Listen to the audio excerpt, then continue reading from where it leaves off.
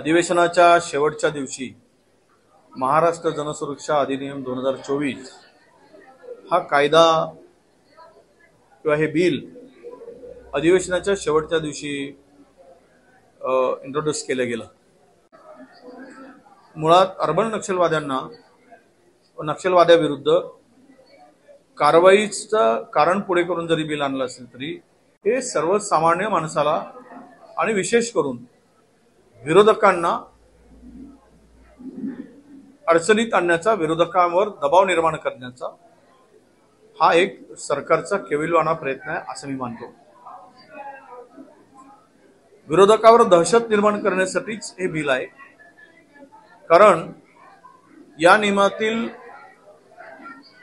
कलम 6 आणि कलम 2 आणि पोटकलम 6 अन्वये एखादी संस्था बेकायदेशीर असली तरीही त्या सदस्याला संस्थेच्या सरकार विरुद्ध कुठलंही आंदोलन केलं असेल किंवा सरकारच्या सरकारच्या चुकीच्या धोरणाचा विरोध केला असेल तर त्या विरुद्ध कारवाई करता येईल।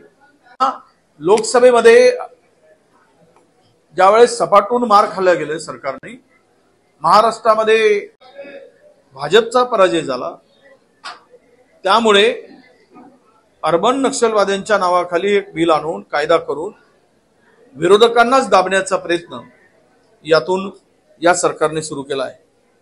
विशेष म्हणजे सरकारच्या विरुद्ध किंवा आंदोलनास जरी प्रोत्साहन दिला तरी 2 वर्षासाठी अटक किंवा 2 लाखाची शिक्षेची तरतूद या बिलामध्ये आहे।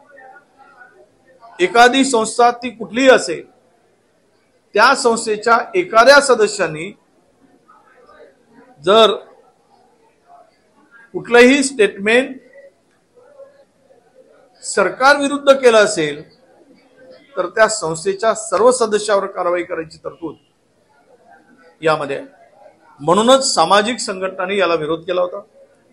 विरोधक म्हणून आम्ही या बिलाला विरोध केला। त्यामुळे शेवटच्या दिवशी 2 दिवस पूर्वी आलेलं बिल मंजूर करण्याचं धाडस सरकार करू शकलं नाही। पण यामध्ये मात्र प्रचंड मोठा धोका लोकशाहीला या बिलामुळे निर्माण होतोय। केंद्राने UAPAचा अंतर्गत कायदा केला, त्यामध्ये त्याची अंमलबजावणीसाठी आंध्र प्रदेश आणि तेलंगणा या 2 प्रदेशांनी पुढाकार घेतला, पण त्यामध्ये सुद्धा पूर्ण क्षमतेनं तो कायदा अंमलात आणू शकले नाही। त्याला प्रचंड विरोध झाला। एकही भाजप शासित प्रदेशात या कायद्याला अद्याप तरी अंमलबजावणीमध्ये यश आले नाही। अशा स्थितीत महाराष्ट्राला टार्गेट करून महाराष्ट्रातील सत्ता बळकवण्यासाठी निवडणुकीच्या तोंडावर उद्या अध्यादेश काढून, कारण अधिवेशन कुठल्याही तोंडावर नाही, अध्यादेश काढून कायदा अंमलात आणण्याचा सरकारचा प्रयत्न आहे।